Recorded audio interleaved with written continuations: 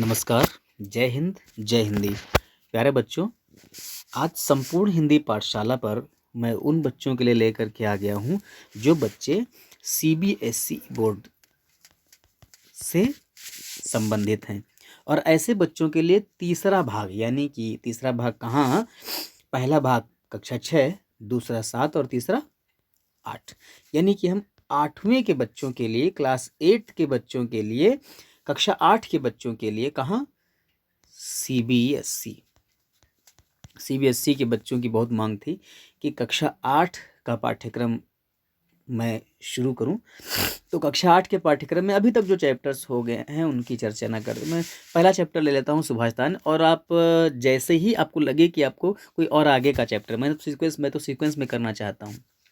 तो अगर आप सीक्वेंस में नहीं पढ़ना चाह रहे हैं, आप चाहते हैं कि जो टॉपिक, जो पाठ आपके विद्यालय में, आपके सिलेबस में, आपके पाठ्यक्रम के अनुसार, आपकी परीक्षा के अनुसार आपको पढ़ना है, वह पाठ्यक्रम मैं आपको बताऊं, वह पाठ आपको समझाऊं, तो उस पाठ का बेटा नाम है ना, कमेंट में मेंशन कर दीजिएगा। नाम लिख करके कमेंट में मेंशन कर दो, कहो कि हमें इस चैप्टर पर वीडियो चाहिए। फिलहाल आज का जो चैप्टर है, रुचिरा से सीबीएसई बोर्ड कक्षा 8 के लिए तीसरे खंड का, यानी कक्षा 8 का मैं लेकर के उपस्थित हो गया हूं। और आज का चैप्टर है सुभाषितानी। क्या है? सुभाषित। तो सुभाषितानी चैप्टर लेकर के मैं उपस्थित हो गया हूं आपके लिए। प्रथमा पाठा है जो आपके सिलेबस में, रुचिरा से। आप देखें सुभाषितानी को। अच्छा, देखने के लिए ज़रूरी यह है कि आपको चाहिए आरंभ से लेकर अंत तक, यानी शुरू से लेकर के आखिरी तक ज़रूर देखें। एक एक चीज़ देखेंगे, समझेंगे तो आपको विधिवत समझ में आएगा। बहुत से बच्चों की शिकायत रहती है कि संस्कृत समझ में नहीं आती। मैं कहता हूँ कि आप संस्कृत को सही तरीके से समझने का प्रयास तो करें। अन्य भाषाओं की अपेक्षा संस्कृत और अधिक समझ में आपको आएगी। देखिएगा, इसमें क्या कहा गया है कि जो सुभाषित शब्द है, ये सु और भाषित दो शब्दों से मिलकर के बना हुआ है। सु का मतलब होता है सुंदर, यानी बहुत अच्छा, और भाषित का मतलब होता है कहना। तो जो सुंदर कहा जाता है, मीठा कहा जाता है, अच्छा कहा जाता है, यानी कि आपके जीवन के लिए जो बहुत अच्छा है, आपके जीवन के लिए जो बहुत अच्छा है, वह सुभाषित कहलाएगा, है ना। सुंदर और मधुर भाषित माने वचन। तो जो सुंदर वचन है, जो सुंदर कथन है, अच्छी अच्छी कहावतें हैं, उनको सुभाषितानी कहा जाता है, सुभाषित कहा जाता है। और सुभाषितानी बहुवचन हो जाएगा, यानी कि जो अधिक अच्छे वचन या अच्छे वचन कई हों तो उनको सुभाषितानी कह दिया जाएगा। बात करते हैं कि कहाँ से लिए गए हैं। आपके जो पाठ्यक्रम में आपको जो पहला पाठ पढ़ने को है, इसमें जो सुभाषित लिए गए हैं वो कहाँ कहाँ से लिए गए हैं, तो सूक्ति मंजरी नामक पुस्तक से लिए गए हैं, नीति शतक से लिए गए हैं, मनुस्मृति से लिए गए हैं, शिशुपाल वधम से लिए गए हैं और पंचतंत्र से लिए गए हैं। तो ये सारे श्लोक, इन सारे पुस्तकों से श्लोक जो लिए गए हैं, इन्हें हम पढ़ेंगे इस आपके पाठ्यक्रम के अंतर्गत, ठीक है ना। तो सबसे पहला श्लोक जो आपके यहाँ है, दिया गया है, पहले तो मेरे साथ बोलना सीख लो कि बोलते कैसे हैं, पढ़ते कैसे हैं। अगर पढ़ना आ गया तो श्लोक भी आपको आसानी से समझ में आ जाएगा, और जिसको पढ़ना नहीं आया तो बेटा श्लोक कैसे समझ में आएगा, है ना, अर्थ कैसे समझ में आएगा। देखिएगा कि गुणा गुणज्ञेयेषु गुणा भवन्ति, ते निर्गुणं प्राप्य भवन्ति दोषाः, सुस्वादुतोयाः प्रभवन्ति नद्यः, समुद्रम आसाद्य भवन्त्यपेयाः। तो पढ़ने के लिए हम तो मिलाकर पढ़ेंगे, जोड़कर पढ़ेंगे, लेकिन जब अर्थ करना होगा तो शब्द की विभक्ति के अनुसार उसको तोड़ करके पढ़ते हैं बेटा। अब शब्द की विभक्ति के अनुसार कैसे पढ़ेंगे ये देख लीजिए थोड़ा सा, कि गुणा गुणज्ञेयेषु गुणज्ञेयेषु गुणा भवन्ति, ते निर्गुणम प्राप्य भवन्ति दोषा। इसमें कहीं किसी प्रकार का कोई अन्वय या तोड़ने की आवश्यकता नहीं है। यहाँ देखिए, सुस्वादु तोयाह, सुस्वादु अलग कर लो, तोयाह अलग कर लो, प्रभवन्ति नद्यः, समुद्रम और आसाद्य अलग अलग पढ़ेंगे। समुद्रम, ये जो माँ है, इसको दो भाग में तोड़ लेंगे। एक तो करेंगे यहाँ पर माँ और यहाँ पर करेंगे आ, ठीक है ना। तो ये हो जाएगा समुद्रम।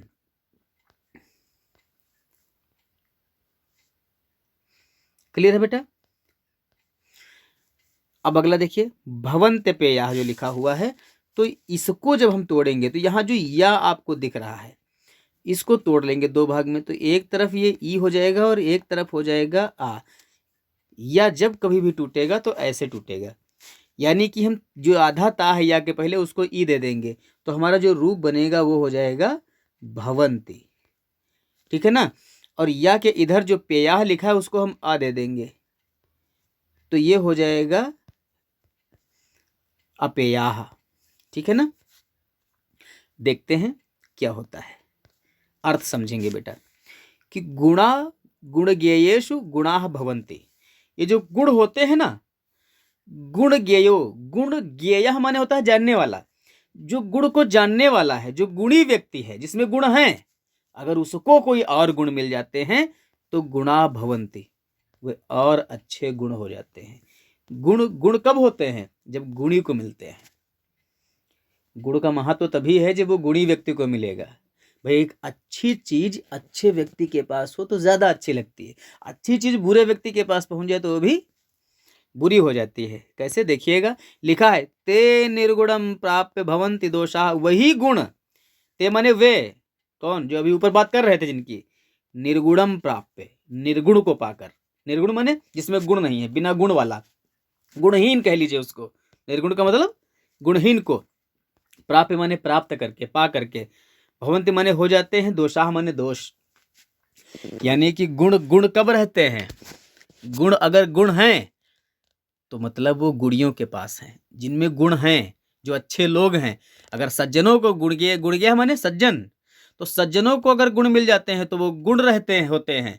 और अगर वही निर्गुण माने दुर्जनों को मिल जाते हैं, बिना गुणी गुणहीनों को मिल जाते हैं, प्राप्य माने प्राप्त हो जाते हैं, प्राप्त होकर, प्राप्य माने होता है प्राप्त होकर, भवंति माने हो जाते हैं, दोषाह माने दोष, वही दोष बन जाते हैं बेटा। अब अगला देखो बेटा क्या है, उदाहरण देते हुए कहा जा रहा है कि सुस्वादु तोयाः प्रभवन्ति नद्यः, नद्यः अगर प्रभवन्ति, नदी अगर बह रही है, तो बहती हुई नदी में बेटा सुस्वादु तोयाः, सुस्वादु, सु माने अच्छा, स्वादु माने स्वादिष्ट, अच्छा और स्वादिष्ट, तोयाः माने पानी बहता रहता है। नदियों में अच्छा और मीठा पानी बहता रहता है, लेकिन अगर वही नदियां कहाँ चली जाएं, लिखा है समुद्रम आसाद्य, आसाद्य माने मिलकर, आसाद्य माने मिलकर, समुद्रम माने समुद्र में, तो वही नदियां समुद्र में मिलकर भवन्ति अपेया, नदी का वही बहता हुआ पानी बहते बहते अगर समुद्र की तरफ चला जाता है, तो जैसे ही समुद्र, समुद्र क्या है? समुद्र खारा है, पानी बहकर नदी में जाएगा तो मीठा हो जाएगा। लेकिन अगर वही पानी नदी से बहते हुए मीठा पानी समुद्र में चला जाएगा, नदी का पानी मीठा होता है, अब वहाँ जो भी पानी मिलेगा वो मीठा हो जाएगा। लेकिन वही मीठा पानी अगर बह करके जाएगा कहाँ?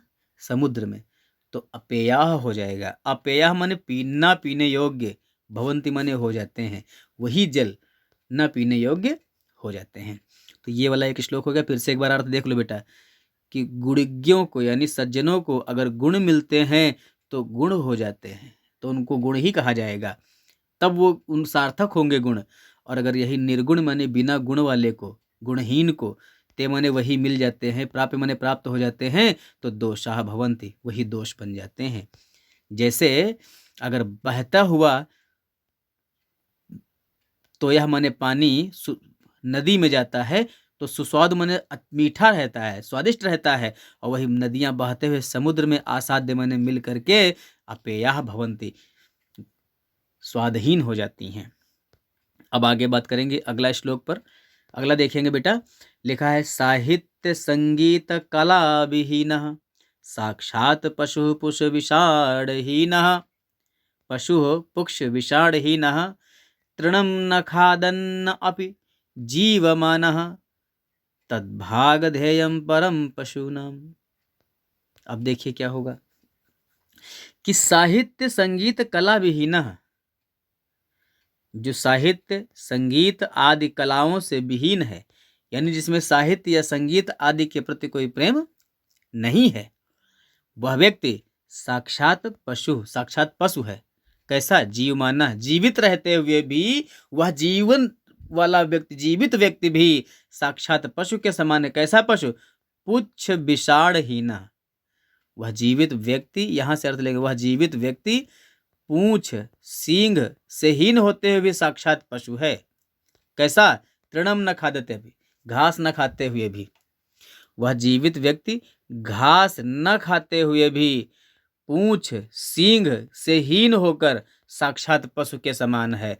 और अगर वह ऐसा है जो घास नहीं खाता है, तो घास न खाना भी तद माने वह, यानी उसका घास न खाना, उस जीवित रहने वाले प्राणी का घास भी न खाना, भागधेयम, भाग्य के योग्य है। भाग्य से भाग्य होता है। परम मने तमाम, पशु नाम मने पशुओं का, परम तमाम में बड़ा कह सकते हो इसको, परम मने बड़ा भी कह सकते हो।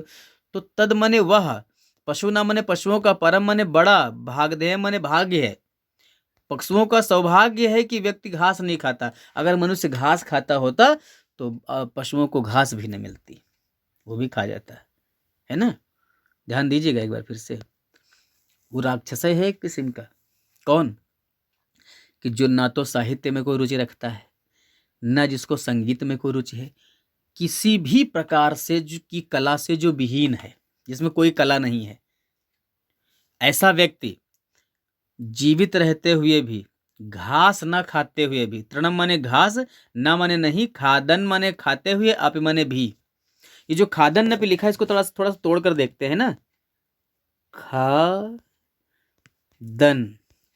और प्लस अपि, खाते हुए, अपि माने भी, ठीक है ना, और न माने नहीं। तो जो घास न खाते हुए भी, है ना, पूंछ, विषाण माने सींग, हीना माने हीन है, पूंछ और सींग से हीन व्यक्ति जीवित रहता हुआ साक्षात पशु है, और वह घास नहीं खाता है। यह पशुओं का परम माने बड़ा, भागधेय माने सौभाग्य है। तत् माने वह, तत् माने वह क्या? घास न खाना। मनुष्य का घास न खाना पशुओं का सौभाग्य है। बस समझे ना। एक बार फिर से देख लीजिए कि जो व्यक्ति साहित्य, संगीत, कला आदि से विहीन है, वह व्यक्ति तृणम न खादते भी, तिनका न खाते हुए भी, वह जीवित व्यक्ति, जीवमाना माने जीवन धारण करने वाला जो भी प्राणी है, वह तिनका न खाते हुए, घास न खाते हुए भी साक्षात पूंछ, सींग आदि से रहित पशु है। ये लास्ट में सबसे रखेंगे। तद माने वह क्या? मनुष्य का घास न खाना भी, वह बड़ा सौभाग्य, परम माने बड़ा सौभाग्य, भागधेय माने सौभाग्य है, पशु न माने पशुओं का। मनुष्यों के द्वारा घास न खाना भी पशुओं का बड़ा सौभाग्य है। लिखेंगे कैसे? आप कहोगे लिखने में बड़ा कंफ्यूजन था, तो आपको क्या लिखना है कि जो व्यक्ति साहित्य, संगीत, कला आदि से विहीन है, वह जीवित व्यक्ति तिनका यानी घास न खाते हुए भी साक्षात पूंछ, सींग आदि से रहित पशु के समान है, और ऐसा पशुओं का बड़ा सौभाग्य है कि वह घास नहीं खाता है। ये आपका अनुवाद रहेगा। अगला श्लोक देखिए बेटा कि लुब्धस्य नश्यति यशः पिशुनस्य मैत्री, नष्ट क्रियस्य कुलम अर्थपरस्य धर्मः, विद्या फलम व्यसिनः कृपणस्य सौख्यम, राज्यम प्रमत्त सचिवस्य नराधिपस्य। देखिए बेटा, अर्थ देखिएगा, पढ़ना सीखिए पहले कि लुब्धस्य नश्यति यशः पिशुनस्य मैत्री, नष्ट क्रियस्य कुलम अर्थपरस्य धर्मः, निश विद्या फलम व्यसनिनः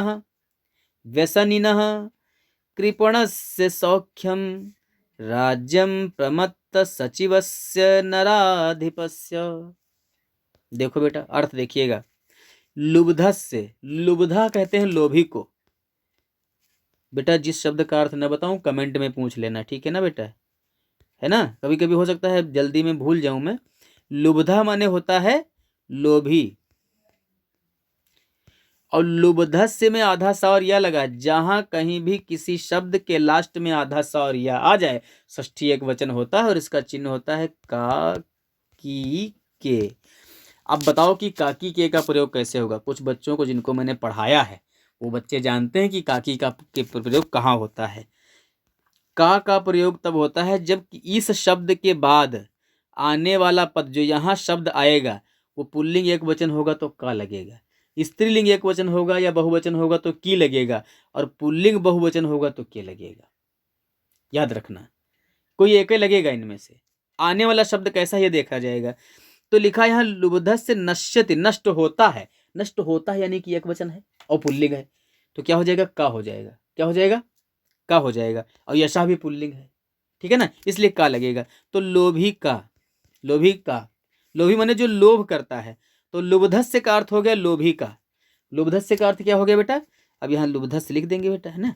तो लुब्धस्य का मतलब क्या हो जाएगा, लोभी का।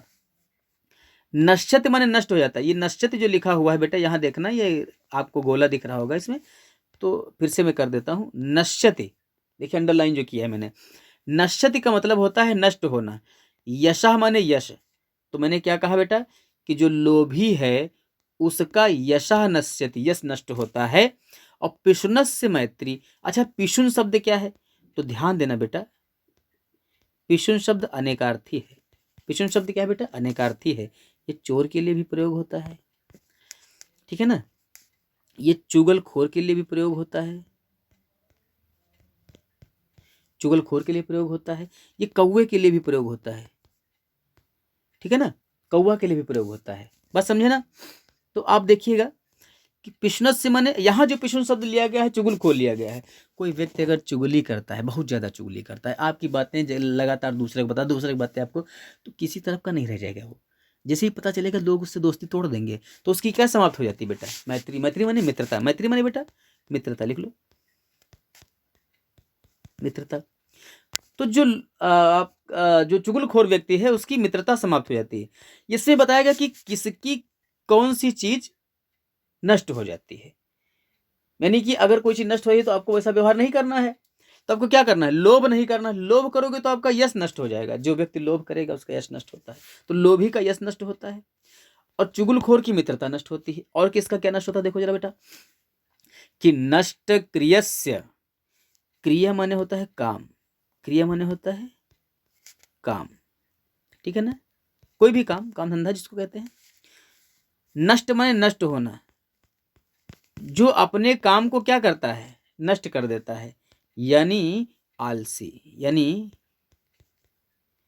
अब आलसी भी इसको नहीं कहेंगे, इसको तो एकदम बेकार आदमी करें, नकारा कह देंगे, ठीक है ना, आलसी नहीं कहिए। जो अपने काम को नष्ट करता है, जो काम पर ध्यान नहीं देता है, उसका कुलम नष्ट होता है, कुल नष्ट होता है। यहाँ बेटा तोड़कर पढ़ेंगे, जो माँ लिखा हुआ ना, इसको माँ को दो भाग में तोड़ेंगे, एक तरफ माँ आधा कर देंगे, तरफ आ कर देंगे, तो कुल के साथ माँ दे देंगे तो कुलम हो जाएगा, और कुलम का मतलब हो जाएगा कर्म, तो आप कुल ही रखेंगे उसका अर्थ। और इसके बजाय क्या लिखेंगे, कुल यानी पुल्लिंग है तो आधा सावरिया की जगह क्या लिखेंगे, का लिख देंगे, नहीं तो की के कोई आता है इसमें से तो का लिखेंगे। तो कर्महीन, नष्ट क्रिया का मतलब हो जाएगा कर्महीन, जो काम नहीं करता है। कर्महीन का, कर्म किस्मत नहीं कहते हैं, काम, जो कामहीन है, जो काम नहीं करते हैं, काम माने कोई धंधा नहीं करते, कोई बिजनेस नहीं करते हैं, तो जो बिजनेस नहीं करते, जो खाली बैठे हैं, निकम्मे लोग हैं, उनका कुल जल्दी नष्ट हो जाता है। और अर्थपरस्य धर्मः, अर्थपरस्य कौन है, अर्थपरः कौन है, अर्थ पर जीवित रहने वाला, जो धन का ही बार बार ध्यान देता हो। अर्थपरः किसको कहते हैं, जो धन का लोभी हो, धन का इच्छुक हो, उसका धर्म नष्ट हो जाता है। ज्यादा पैसे के चक्कर में पड़ोगे तो धर्म खो दोगे कहीं ना कहीं। धर्म क्या है बेटा, आप जो भी सही दिशा में काम कर रहे हैं वो धर्म है आपका। और अगर आप धन के पीछे पड़ेंगे तो आपका धर्म चला जाएगा। कभी कभी ऐसा होता है ना, लोग पैसे के लालची होकर के भूल जाते हैं कि हमको क्या करना चाहिए, क्या नहीं करना चाहिए, और गलत काम कर बैठते तो अपने धर्म से अच्युत हो जाते हैं, गिर जाते हैं। तो जो धन के लोभी हैं उनका धर्म नष्ट हो जाता है। तो पूरा देखिए बेटा क्या होगा, कि जो कर्महीन है उनका कुल नष्ट हो जाता है, धन के लोभी हैं उनका धर्म नष्ट हो जाता है। और विद्या फलम व्यसनिनः, व्यसनिनः, तो विद्या का फल किसका नष्ट होता है? व्यसनियों का। अब व्यसनी कौन है? तो बेटा व्यसन जो शब्द है, व्यसन आदत को कहते हैं। किसको कहते हैं? और आदत ऐसी जिसको हम कह सकते हैं बुरी। आदतें हमेशा बुरी ही बन जाती हैं, क्योंकि आदत अगर आपको किसी चीज की लग गई है तो बुरी है ना। बुरी मैं इसलिए कह रहा हूँ, आदत को खराब इसलिए कह रहा हूँ, कोई भी काम करने की बार बार इच्छा हो, चाहे कोई मना करे तब भी आप कहें तो उसको आदत कहते हैं। अगर मना कोई कर रहा है और आप कर रहे हैं, इसका मतलब खराब है। ठीक है ना। तो बुरी आदतों को व्यसन की संज्ञा में रखा गया है। तो जो व्यसनी लोग हैं, जो व्यसन करने वाले लोग हैं, जो बुरी आदतों में संलग्न हैं, ऐसे लोगों का विद्या फल नष्ट हो जाता है। विद्या से यानी जो सीखा है उन्होंने, उससे जो उनको फल मिलने वाला है वो अतिशीघ्र क्या हो जाता है बेटा? नष्ट हो जाता है। आगे बात करते हैं कि कृपणस्य सौख्यम। सौख्यम माने सुख, सुख का भाव। सौख्य सुख के भाव को कहते हैं। सुख का भाववाचक संज्ञा सौख्य है। तो कृपणस्य, अब कृपण कौन है? कृपण माने होता है कंजूस बेटा। कौन होता है? कंजूस। तो कंजूस का सुख नष्ट हो जाता है। पैसा कितना रहे, खर्च नहीं करना जानते हैं, तो सुख सुविधा को भोग पाएंगे? वो तो चुप्पे बैठे रहेंगे, ऐसे क्यों काम नहीं रहेंगे। समझे ना बात? समझे कि नहीं? तो जो कंजूस है उनका सुख नष्ट हो जाता है। व्यसनियों का विद्या फल यानी कि उनकी सीखी गई विद्या नष्ट हो जाती है, और जो कंजूस है उनका सुख नष्ट हो जाता है। आगे बढ़ेंगे। कहा गया कि राज्यम प्रमत्त सचिवस्य नराधिपस्य। तो जो नराधिप है यानी कि जो राजा लोग हैं, उनके सचिव अगर प्रमत्त हैं, प्रमत्त माने क्या होता है? आलसी। लिख लेना बेटा, प्रमत्त माने आलसी लिखना है। ठीक है ना। तो जो आलसी हैं, कौन? सचिव। सचिव माने मंत्री। सचिव का भी अर्थ लिख लो बेटा।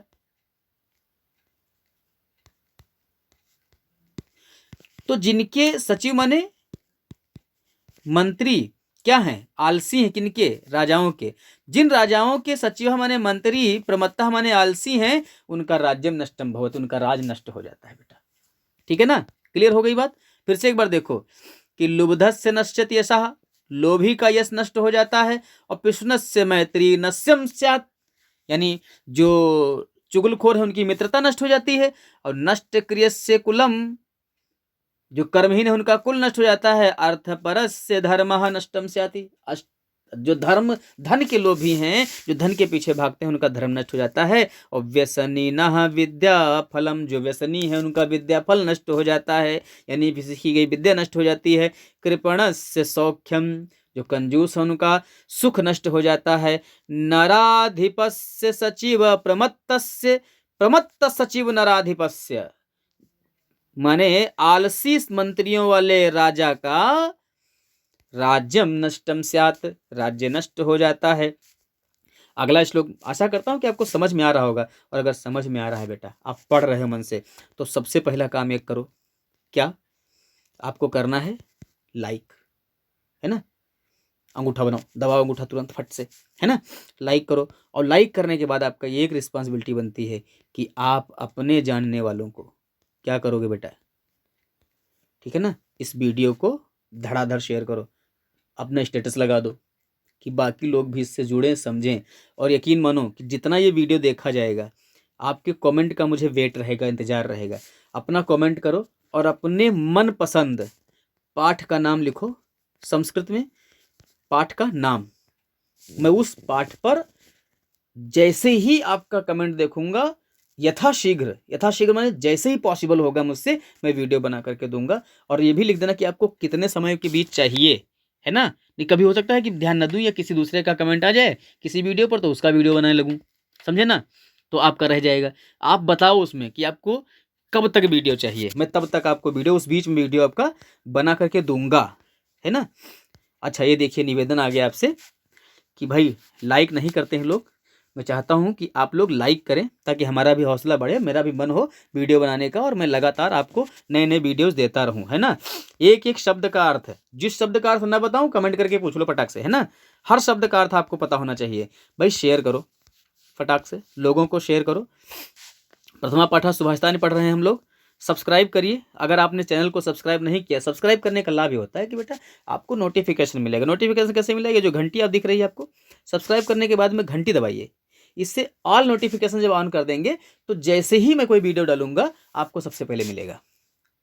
किसी भी व्यक्ति के लिए किसी भी विषय का वीडियो डालूंगा तो आपको नोटिफिकेशन उसका मिल जाएगा। आपके लायक हो तो आप पढ़िए, आपके लायक ना हो तो मत पढ़िए, है ना। जरूर नहीं देखने को। सुभाषितान पाठ पढ़ रहे हैं, कंटिन्यू करेंगे आगे। लाइक जरूर करिए, सब्सक्राइब नहीं किया तो सब्सक्राइब कर लीजिए और शेयर कर दीजिए बेटा, है ना। आगे बढ़ते हैं बेटा। ये निवेदन था आपसे, कोई जबरदस्ती नहीं है। आपकी इच्छा है तो आप बिल्कुल करें, नहीं है तो कोई बात नहीं, ठीक है। पढ़ लीजिए, बस मन से पढ़िए, पूरा पढ़िए, लास्ट तक पढ़िए, है ना। कि पीत्वा रसम तु कटुकम मधुरम समानम माधुर्यम एव जनएन मधुमक्षिकासौ संतस्तथैव समसज्जन दुर्जनानां श्रुत्वा वचः मधुर सूक्तरसं सृजन्ति। पढ़ो बेटा फिर से। कि पीत्वा रसं तु कटुकं मधुरं समानं माधुर्यम् एव जनयन् मधुमक्षिकासौ संतस्तथैव समसज्जन दुर्जनानां श्रुत्वा वचः मधुर सूक्तरसं सृजन्ति। देखो बेटा अर्थ देखिए। कि रसम पीत्वा तु कटुकम मधुरम समानम। कटुकम माने कटु कड़वा, मधुरम माने मधुर, समानम माने समान भाव से रसम पीत्वा रस पीकर, ठीक है ना। अब तू का मतलब ही ले लो, ठीक है। तो क्या होगा बेटा, देखो कि कड़वा और मीठा समान भाव से बराबर बराबर रस पीकर मधुमक्खी जो होती है माधुर्यम एव जनेत। यहां जो बेटा मैं थोड़ा सा तोड़कर आपको सिखाता हूं। ये जो लिखा हुआ है जनेन मधुमक्षिका सौ, तो जो जनेन लिखा है जन ए न जो लिखा हुआ है बेटा, ये माँ के पहले जो ना आपको दिख रहा है, यहाँ की बात मैं कर रहा हूं इसलिए मैंने आधा ना लिखा है यहाँ पर, ठीक है। जो जनेन शब्द है जैसे ही माँ हटेगा तो ये हो जाएगा जनएत, ठीक है। थाय जनयत ही, लेकिन माँ के चक्कर में पंचमाक्षर बन गया है, समझे ना बेटा, अनुस्वार संधि के अनुसार। तो जनेन हो गया, जनेत की जगह जनेन हो गया। अब हम जब इसको तोड़ेंगे या को हटा देंगे, सॉरी माँ को हटा देंगे, तो ये फिर से हमको जनएत मिल जाएगा। क्या मिल जाएगा बेटा, क्या मिलेगा? जनएत। जनएत का मतलब जन्म देती है, बनाती है, सृजन करती है, रचना करती है, सृष्टि करती है, ठीक है। ये सारे पर्यायवाची शब्द हैं एक दूसरे के, कोई इसमें से एक लिख सकते हो। माधुर्यम एव लिखा है तो लिख तोड़ेंगे, पढ़ेंगे बेटा माधुर्यम और प्लस में करेंगे एव, और एव का मतलब होता है ही। एव का मतलब क्या होता है? ही। माधुर्यम माने क्या होता है? मधुरता। माधुर्य माने क्या होता है? मधुरता। मधुरता ही का मतलब अगर जोड़ें तो मधुमक्खी क्या बनाती है? शहद बनाती है। तो माधुर्यम एव को आप शहद ही लिख सकते हो या मधुरता ही लिख सकते हो। आप मधुरता ही लिखें तब भी चलेगा। मधुमक्खी क्या करती है? फूलों के पास जाएगी, कहीं कड़वे फूल पर बैठेगी, कहीं मीठे फूल पर बैठेगी, सबका रस लेकर आती है।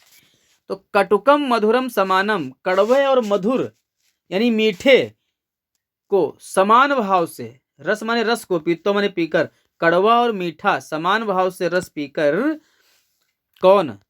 मधुमक्खी जो होती है, मधुमक्षिका सौ, मधुमक्खी जो होती है, असौ माने यह, असौ माने यह मधुमक्खी का सौ में लिखा है, सुनिएगा,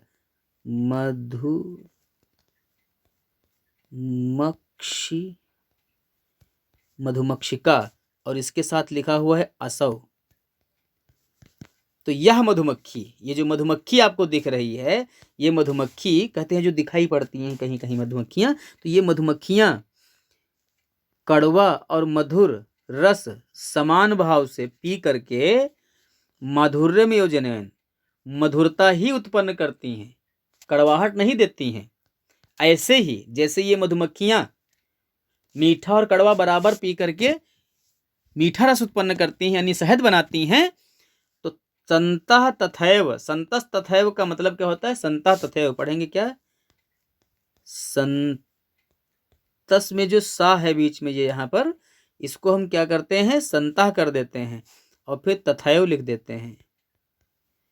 तो संतः का मतलब हो जाएगा सज्जन, और जो तथैव मैंने लिखा है बेटा इसको भी तोड़ेंगे, तथा और प्लस एव।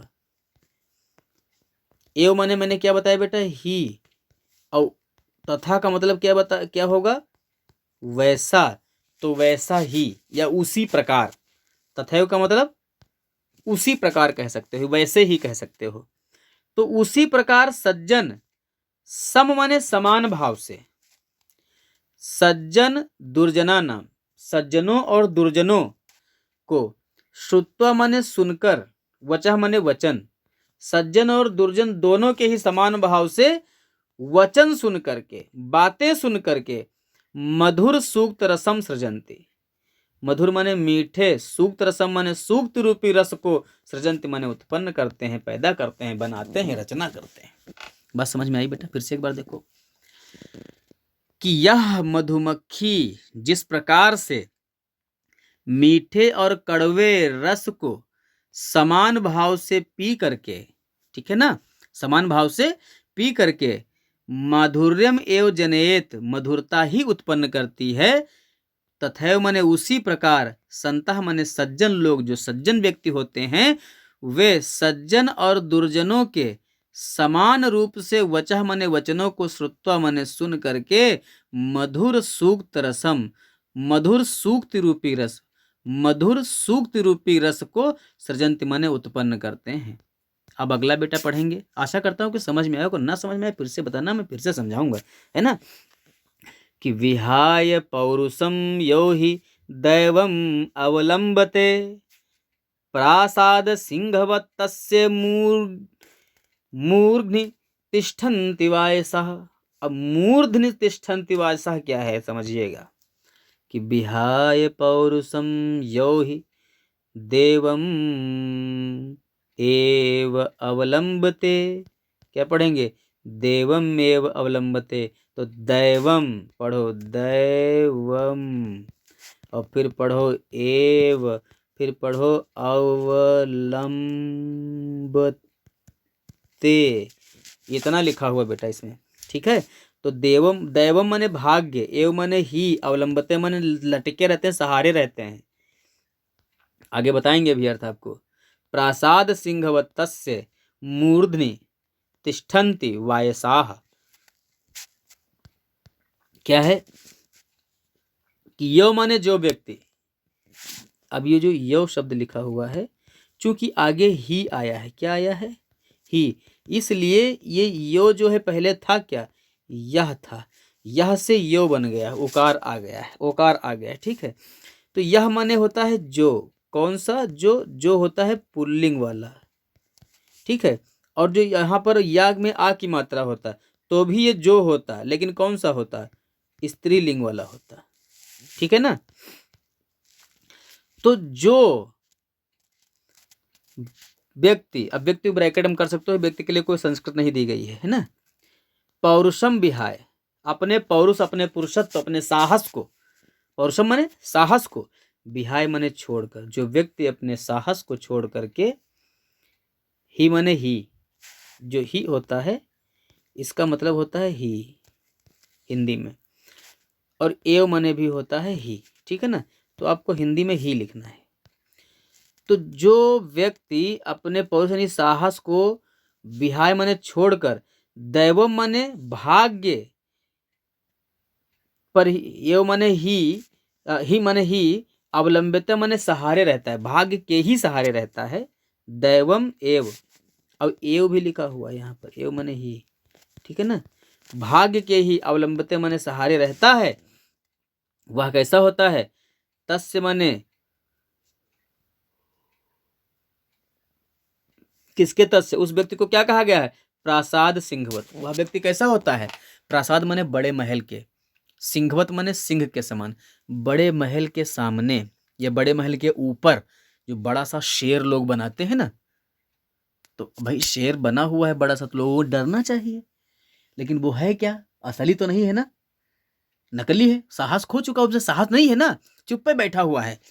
तो तस्य माने उसके, माने महल के सिंह के समान, उसके मूर्ध माने खोपड़ी पर, सिर के ऊपर, मूर्ध माने सिर के ऊपर, वायसाह तिष्ठन्ति, कौवे बैठते हैं। और कौवा जब बैठेंगे तो क्या करेंगे आप समझ सकते हैं। तो अब ऐसा व्यक्ति जो साहस खो चुका है, वो पत्थर के बने हुए शेर के समान होता है, जिसकी खोपड़ी पर सिर्फ कौवे बैठ करके पोटी करने का काम करते हैं। यानी कि उसके ऊपर आगे कोई कुछ भी कह जाएगा वो कुछ कर नहीं पाएगा। कौन? जो भाग्य के सहारे बैठता है व्यक्ति, अपने साहस को खो करके भाग्य के सहारे बैठा हुआ, कि भाग्य जो करेगा वो कर लेगा। आपको काम करना पड़ेगा, आप नहीं काम करोगे तो आप मूर्ति बने हुए शेर के समान हो जाओगे, है ना। जैसे शेर कुछ नहीं कर पाता है, कौवा बैठ के आगे पोटी करके चला जाता है, ऐसे कोई भी आके कुछ भी करके चला जाएगा और तुम कुछ नहीं कर पाओगे, है ना। ऐसे व्यक्ति के लिए कहा गया, कितनी अच्छी बात कही गई है। कहा गया है कि जो व्यक्ति अपने पौरुष को छोड़ करके भाग्य के ही सहारे रहता है, ऐसा व्यक्ति प्रासाद माने महल के, सिंहवत माने शेर के समान होता है। महल के सामने, महल के ऊपर बने हुए शेर के समान होता है। तस्य मूर्धनि, उसके सिर पर वायसाह तिष्ठन्ति, कौवे आकर बैठते हैं।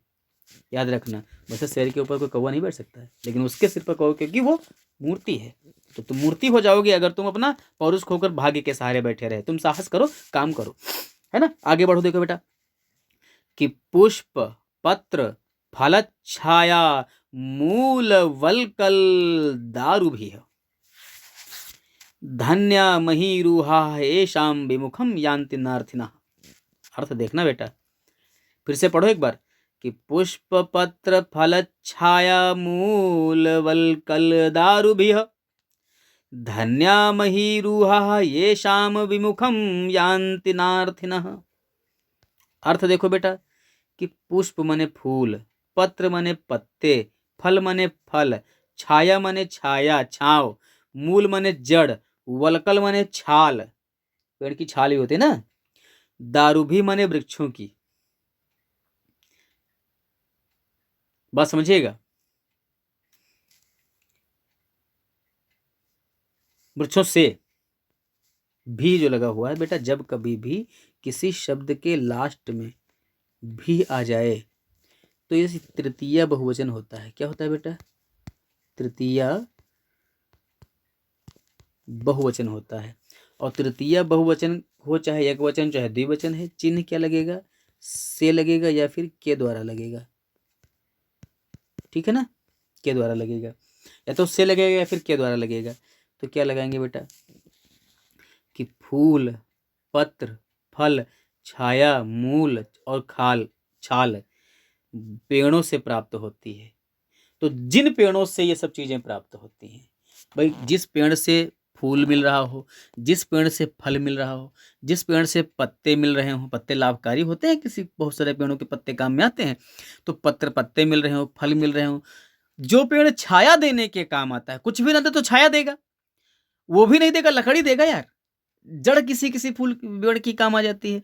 और वलकल माने किसी की खाल, छाल भी काम आती है, जैसे दालचीनी की छाल ही काम आती है, ठीक है ना। ऐसे पेड़ों से जिनसे हमें ये सब चीजें मिलती हैं, महीरुहा धन्या, वे महीरुहा माने वृक्ष, महीरुहा बहुवचन लिया गया है, वृक्ष, धन्या माने धन्य है, ये शाम माने जिनसे, विमुखम माने लौट कर, घूम करके, दूर, अर्थिना माने चाहने वाले, मांगने वाले, ना माने नहीं, यान्ति माने जाते हैं। यहां देखना, नार्थिना को तोड़ देंगे बेटा, तो ना अलग कर देंगे, प्लस करेंगे अर्थिना। तो अर्थिना का मतलब हो जाएगा चाहने वाले, इच्छा करने वाले। ना माने नहीं, यान्ति माने जाते हैं, विमुखम माने लौट करके, खाली हाथ नहीं जाते हैं। तो जिन पेड़ों के पास आ करके, है ना, पुष्प, पत्र, फल, छाया, मूल, वलकल, इन पेड़ों से जो लेते हैं आकर के, ऐसे महीरुहा माने वृक्ष, धन्या माने धन्य हैं, ये शाम माने जिनसे, आर्थी माने मांगने वाले, विमुखम नयान्ति लौट कर नहीं जाते हैं, खाली हाथ लौट कर नहीं जाते हैं। वो धन्य है, तो वो पेड़ धन्य है। ऐसे ही जो व्यक्ति किसी के काम आता है, आपके सामने कोई कुछ मांगने आए, हाथ फैलाए और खाली चला जाए, तो आप धन्य नहीं हैं। और अगर आप उसको कुछ देते हैं, है ना, खुशी खुशी जाता है, तो वास्तव में आप धन्य हैं। समझे ना। अगला देखिएगा बेटा, लास्ट वाला आपका 7वां श्लोक क्या कहता है कि चिंतनीया हि विपदाम आदावेव प्रतिक्रिया न कूप खननम युक्तम प्रदीप्ते वह्निना गृहे। ध्यान दो बेटा, पढ़ो फिर से कि चिंतनीया हि विपदाम आदावेव प्रतिक्रिया न कूप खननम युक्तम प्रदीप्ते वह्निना गृहे। दृष्टांत अलंकार दिया गया है। देखो बेटा क्या कहते हैं कि चिंतनीया ही विपदाम आदावेव। विपदा मने विपत्तियों के, आदावेव मने आने से पहले, एव मने ही प्रतिक्रिया चिंतया, प्रतिक्रिया करने की सोचनी चाहिए, उनसे बचने का तरीका निकालना चाहिए, युक्ति निकालना चाहिए, जुगाड़ निकालना चाहिए। भाई विपत्ति आने वाली हो, आदावेव मने पहले ही, विपदाम मने विपत्तियों के, विपत्ति के आने के पहले, एव मने ही, यही जो लिखा है इसका मतलब ही, तो विपत्ति के आने से पहले ही प्रतिक्रिया चिंतनीय, उनसे बचाव के उपाय, प्रतिक्रिया माने होता है उपाय, बेटा लिख लेना, है ना, उपाय। चिंतनीय माने सोचना चाहिए, सोचना चाहिए, है ना, उपाय सोचना चाहिए। अगर ऐसा नहीं करता व्यक्ति तो बाद में हार जाएगा। कैसे? नकूप खननम युक्तम प्रदीप्ते वह्निना गृहे। अगर घर में वह्निना प्रदीप्ते, आग लग जाने पर व्यक्ति कूप खनन करता है तो युक्तम ना, उचित नहीं है। घर में आग जलने पर, लगने पर कुआं खोदना युक्तम न, उचित नहीं होता है।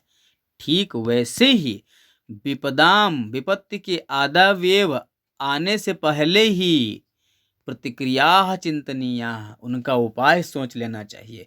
आपको लगे कि कोई समस्या आने वाली, पहले जुगाड़ सोच लो भैया। अगर विपत्ति आने के बाद आप सोचने का प्रयास करोगे तो ये वही बात हो जाएगी कि घर में लगी आग, घर में आग के जलने पर कूप खननम युक्तम ना, कुआं खोदना उचित नहीं होता। जैसे तुम कुआं खोदो गांव जल जाएगा, घर जल जाएगा। बात समझ में आई? तो पहले खोद के रखो कुआं। समझे बात को? आगे बढ़ते हैं बेटा। अभ्यास कार्य, अभ्यास कार्य करेंगे बेटा। लिखा है पाठे दत्तानाम पद्यानाम सस्वर वाचनम कुरुत। ये तो हो गया, पढ़ लिया कि पाठ में दिए गए पदों का सस्वर वाचन करना, स्वर सहित वाचन करना है, हो गया। श्लोक का अंशेष रिक्त स्थान नानी पूरयति, श्लोक के अंशों से रिक्त स्थानों की पूर्ति कीजिए।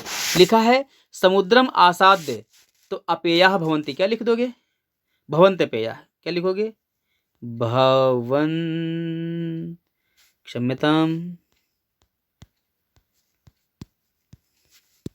भवंत पेया लिख दोगे। ठीक है, इसका हो गया। अब अगला देखो क्या लिखा है, वचः मधुर सूक्त रसम सृजन्ति। तो किसके वचः मधुर सूक्त रसम सृजन्ति, बोलो। अब ये देखने के लिए कहाँ जाना पड़ेगा बेटा? ये देखो यहाँ पर आओ, ये देखिए क्या लिखा है, श्रुत्वा वचः मधुर। ठीक है ना, क्या लिखोगे? श्रुत्वा। यहाँ क्या होगा बेटा? श्रुत्वा हो जाएगा सेकंड नंबर पर। अगला देखो बेटा, अगला क्या लिखा हुआ? अगला कहता है कि तथा भागदेयम पशुनम, तो यहाँ परम लिखोगे बेटा, भागदेयम परम पशुनम। यहाँ लिखा है निष्फलम कृपणस्य, तो विद्याफलम कृपणस्य। तो विद्याफलम के आगे क्या था? विद्याफलम किसका था? जो लोग उसमें बुराइयों में पड़े रहते हैं, बुरे कार्य में पड़े रहते हैं, तो क्या लिखेंगे? व्यसनी नाम। क्या लिखेंगे? व्यसनी नाम। ठीक है ना, व्यसनी ना था, उसमें क्या था? व्यसनी न, जो व्यसनी है उनका, ये घा वाले का था, विद्याफलम के बाद आएगा इसमें। अगला हो जाएगा पौरुषम विहाय यह अवलंबिते। पौरुष को छोड़ करके जो अवलंबते, किसके अवलंबते? यो था उसमें, यो का हो गया था, और इसके बाद में ही आ जाएगा। ठीक है ना। दैवम क्या था बेटा, दैवम इतना भरेंगे, ही दैवम क्या फिल करना है बेटा, एक तो भरना है ही और एक तो भरना है दैवम। अभी ही दैवम क्यों भरना है, क्योंकि अवलंबते तो इसमें लिख दिया गया है बेटा। आप श्लोक में आओ देख लो, श्लोक में क्या लिखा गया था, यो का यह लिखा हुआ वहां पर, और ही और दैवम आपको भरना, अवलंबित तो लिखा ही है, दैवम एव लिख दो वहां पर, ठीक है ना बेटा। क्या लिखोगे, यहाँ जो लिखोगे तो यहाँ लिखोगे ही दैवम एव, इतना लिख दो, ही दैवम एव। कहाँ लिखोगे बेटा, न वाले में। अब चा वाले की बात लिखते हैं, चिंतनीया ही विपदाम प्रतिक्रिया, तो आधा वेव लिख दो यहाँ पर। क्या लिखोगे बेटा, आधा वेव, पहले ही आदि शब्द से आधा वेव बना हुआ शब्द, ठीक है। अगला एक्सरसाइज कि प्रश्नानाम उत्तराणि एक पदेन लिखत, प्रश्नों का उत्तर एक पद में लिखो। लिखा है व्यसनिनः किम नश्यति, जो व्यसनी होते हैं उनका क्या नश्य होता है, तो विद्या फलम, क्या नष्ट होता है बेटा, विद्या, जो व्यसनी उनका विद्या फल नष्ट होता है। और कस यशा नश्यति, यश किसका नष्ट होता है बेटा, बताओ, यश किसका नष्ट होता है, लुब्ध से, किसका, लुब्ध से, मेरी बात मानो, कहाँ पीछे जाके देखो, है ना, किसका यश नष्ट होता है, इसमें लिखा होगा, इसके पीछे आएंगे, यहाँ कहाँ था, यहाँ पर था ना, यश किसका नष्ट होता है, लुब्धस्य यशः नश्यति, ठीक है। तो आपको क्या लिखना है बेटा यहाँ पर, इस वाले में, कस्य यशः नश्यति, तो क्या लिखोगे, लुब्धस्य, क्या लिखोगे बेटा, लुब्धस्य। लिखा है मधुमक्षिका किम जनयति, मधुमक्खी क्या जन्म देती है, मधुमक्खिया किम जनयति, तो क्या लिखोगे बेटा, मधुरसम, क्या लिखोगे, मधुरसम क्या उत्पन्न करती है, मधुर रसम लिख दो, मधुरसम लिख दो। अगला बेटा, अगला कहता है कि मधुर सूक्त रसम क्या सृजनते, मधुर सूक्त रूपी रस को कौन उत्पन्न करता है, तो लिखोगे सज्जनाह, क्या लिखोगे, सज्जनाह। अच्छा सज्जनाह मैंने कह दिया, सज्जनाह ना लिख करके आप क्या लिखोगे, संताह, क्या लिखोगे, क्योंकि संताह वहां लिखा है, श्लोक में संताह लिखा हुआ है, तो आप संताह लिखोगे। ओके बेटा, आगे देखो बेटा, लिखा है अर्थिनः केभ्यः विमुखाः न यान्ति। देखो बीच बीच में मुझे बोलने की जरूरत नहीं है, आपको लाइक करते रहना चाहिए ना, एक बार लाइक कर दोगे तो दोबारा लाइक करोगे, डिसलाइक हो जाएगा, नहीं डिसलाइक नहीं होगा, लेकिन लाइक तो नहीं रह जाएगा ना, तो उसको दोबारा लाइक करने की जरूरत नहीं। अगर आपने एक बार लाइक कर दिया है तो ठीक है, और नहीं किया तो लाइक कर दीजिए, शेयर नहीं किया तो जरूर शेयर कर दीजिए, सब्सक्राइब करना तो बिल्कुल ना भूलिएगा बेटा, ठीक है ना, ताकि दोबारा और भी आगे काम लगेगा आपका।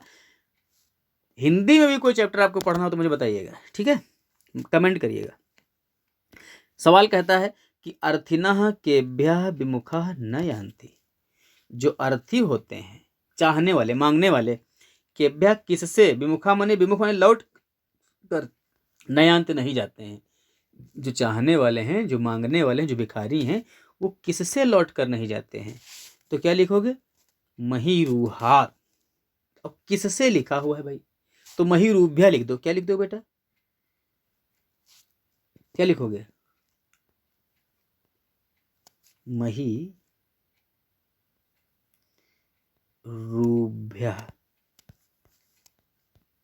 क्यों लिखोगे महीरुभ्य, महीरुभ्य इसलिए लिखोगे क्योंकि चतुर्थी पंचमी में महीरुह का रूप जो बनता है महीरुहेभ्य होगा, सॉरी क्या होगा, महीरुहेभ्य।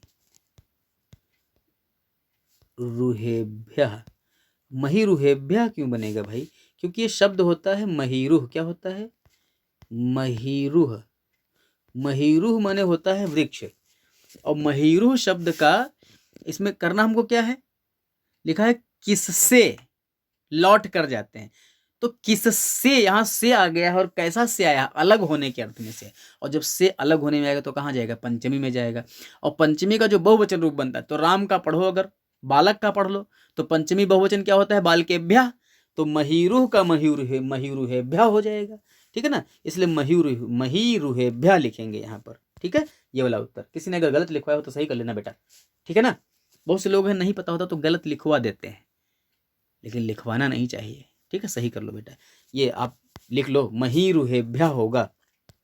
अगला बेटा देखो कि अधोलिखित तदभव शब्दानां कृते पाठात चित्वा संस्कृत पदानि लिखत, कहा गया है कि नीचे लिखे गए तद्भव शब्दों के कृते मने के लिए पाठात मने पाठ से, चित्वा मने चुनकर, संस्कृत पदानि लिखत। आपके पाठ में जो शब्द दिए गए हैं उन्हीं में से लिख चुन करके संस्कृत के पद लिखो। यहाँ तद्भव दिए गए हैं। तो कड़वा जो लिखा हुआ है, कंजूस के लिए कृपणा उसमें आया था। अब कड़वा के लिए जो आया है वो कटु लिखा है। क्या लिखा है बेटा? कटुह, कटुकम लिखा है वहां पर, तो कटुक लिख सकते हो, कोई दिक्कत? क्या लिख सकते हो? कटुक। देख लो बेटा, मैं आपको दिखा देता हूँ। यहाँ देखिए, यहाँ लिखा है, देखो क्या लिखा है, कटुकम। समझे ना? यहाँ देखो, ये लिखा हुआ है कटुकम। ठीक है, हम पहुँचते हैं वहीं पर जहाँ हम थे, जहाँ पढ़ रहे थे। यहाँ देखो, तो यहाँ आपको क्या लिखना है? कटुकम। अगला देखो, पूंछ के लिए क्या लिखा हुआ? पुच्छ लिखा है। क्या लिखा है बेटा? पुच्छ। और लोभी के लिए लुब्धा दिया गया है, लुब्धा। ठीक है ना? लोभी के लिए लुब्धा दिया गया है। मक्खी के लिए क्या है बेटा? मक्खी के लिए लिखा है मधुमक्खी, सॉरी, तो लिखा है मधुमक्षिका, मधुमक्षिका दिया गया है। और तिनका के लिए क्या दिया है बेटा? तो तिनका के लिए दिया गया है त्रिणम। क्या दिया गया बेटा? त्रिणम। आप इसको ऐसे भी लिख सकते हो, त्रिणम, लेकिन माँ तब प्रयोग करोगे जब आने वाला शब्द पहले स्वर से होगा, स्वर होना चाहिए, तब माँ लिखेंगे, नहीं तो फिर बिंदी लगाएंगे। ठीक है, अगर वाक्य में प्रयोग करेंगे, ऐसे तो माँ लिख देंगे, कोई दिक्कत नहीं। आगे चलो। अच्छा, ये थोड़ा सा निवेदन फिर से किया गया है, जिन लोगों ने लाइक नहीं किया है वो लाइक कर दें, जिन्होंने शेयर नहीं किया है वो शेयर कर दें। सब्सक्राइब करने वाले भाई ना ध्यान देना ना भूलें, सब्सक्राइब जरूरी करना है ना, सब्सक्राइब करिए, ऐसे काम नहीं चलेगा। और घंटी दबाइए। सुभाषितानि पढ़ रहे हैं, आगे बढ़ेंगे। अगला देखिए, अधोलिखितेषु वाक्येषु कर्तृपदम क्रियापदम च चित्वा लिखत। पूरा पढ़ोगे लास्ट तक वीडियो तो ही समझ में आएगा। वाक्य दिए गए हैं, कर्ता और क्रिया दी गई है। निम्नलिखित वाक्यों में कर्ता और क्रिया पद को चुन करके लिखो। कर्ता और क्रिया ढूंढनी है। लिखा है संतः मधु सूक्त रसम सृजन्ति, तो संतः कर्ता पद है और सृजन्ति क्रिया पद है। जो काम करेगा वो कर्ता है और जो काम हो रहा होगा वो क्रिया है। यहाँ लिखा निर्गुणम प्राप्य भवन्ति दोषाः, निर्गुण को पाकर दोष हो जाते हैं। तो किसको पाकर दोष हो जाते हैं? तो दोषाः क्या हो जाएगा? कर्ता हो जाएगा। और भवन्ति क्या हो जाएगा? क्रिया हो जाएगा। यहां लिख दो भवन्ति और यहां लिख दो गुणाः। ठीक है ना? अगला लिखा है गुण ज्ञेयेषु गुणाः भवन्ति, तो गुण ज्ञेयों को पाकर गुण हो जाते हैं। तो यहां भी भवन्ति और गुणाः लिख दो। ठीक है, यहां आपको लिखना है दोषाः। क्या लिखना है? गलत बोल दिया था मैंने, दोषाः। और यहां लिखोगे भवन्ति।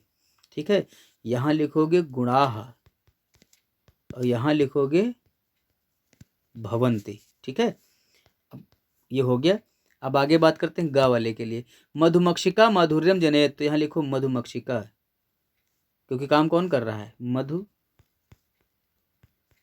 कर रही है। और जनयेत लिखो, जनयेत।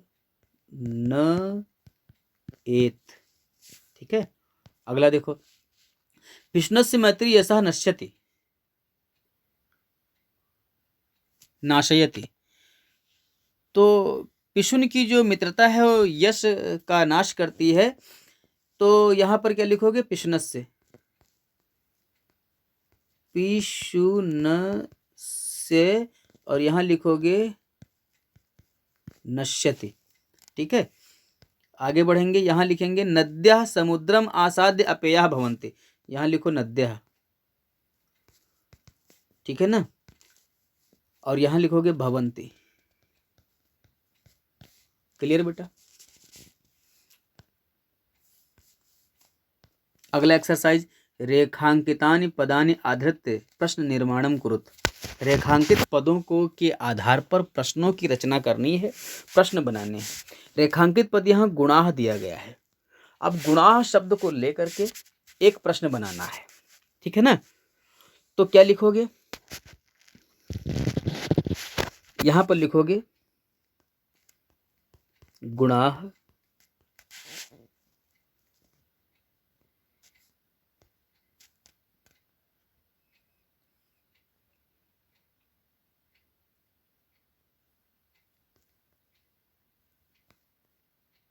केषु प्राप्य गुणाः भवन्ति, क्वेश्चन मार्क लगा दो। यानी कि गुण किसको पाकर गुण हो जाते हैं, तो उत्तर होगा गुणाः गुणज्ञेषु गुणाः भवन्ति, ठीक है। अब अगला हो जाएगा, देखिए नद्यः शब्द को प्राप्त लेकर के एक वाक्य बनाना है जो क्वेश्चन बने, ऐसा करना है। नद्यः सुस्वादुतोयाः भवन्ति, ठीक है। तो लिखो नद्यः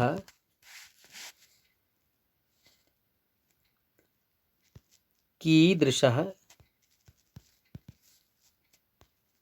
तोयः प्रभवति, सॉरी प्रभवति गलत लिख दिया है मैंने, तोयः प्रभवति,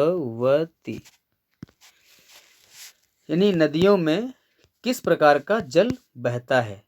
तो लिखा जाएगा कि नद्यः सुस्वादुतोयाः प्रभवन्ति। अगला देखिए लुब्धस्य, अब लुब्धस्य शब्द को प्रयोग करके एक वाक्य बनाना है, तो लिखोगे लुब्धस्य कः नश्यति, यानी लोभी का क्या नष्ट होता है। क्वेश्चन ऐसा बनाओ जिसमें ये शब्द आ रहा हो, कहने का मतलब ये है, वाक्य भी बन रहा हो। लोभी का क्या नष्ट होता है, तो लिखोगे लुब्धस्य यशः नश्यति। मधुमक्खिका का प्रयोग करके बनाओ, तो क्या लिखोगे मधुमक्षिका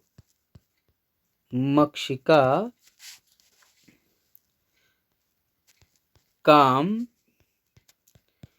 जनयति, यानी मधुमक्खी किसको जन्म देती है, तो हो जाएगा मधुमक्खियां माधुर्य में जनयति। अब अगला हो जाएगा, कहे तस्य मूर्धनि तिष्ठन्ति वायसाः, तो क्या लिखोगे कस्य मूर्धनि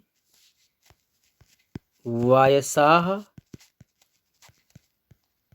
तिष्ठन्ति, किसके सिर पर, किसकी खोपड़ी पर कौवे बैठते हैं।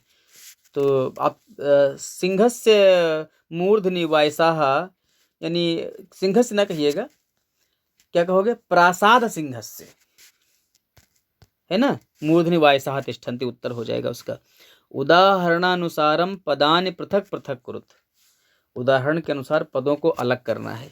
जैसे यहाँ लिखा समुद्रम आसाद्य, तो इन्होंने क्या किया कि समुद्रम अलग कर दिया और आसाद्य अलग कर दिया, है ना। तो ऐसे ही आपको करना है। आगे लिखा है माधुर्यम एव, तो यहाँ लिखो माधुर्यम और यहाँ लिखो एव। यहाँ लिखा है अल्पम एव, तो यहाँ लिखो अल्पम और यहाँ लिखो एव, ठीक है। अब ऐसे ही आगे करना है सर्वम एव, तो यहाँ लिखो सर्वम और यहाँ लिखो एव। दैवम एव, तो यहाँ लिखो दैवम और यहाँ लिखो एव, ठीक है। आगे बढ़ेंगे, यहाँ है लिखा है महात्मना मुक्ति, महात्मा नाम कर दो, महात्मा नाम, ठीक है ना। तो क्या होगा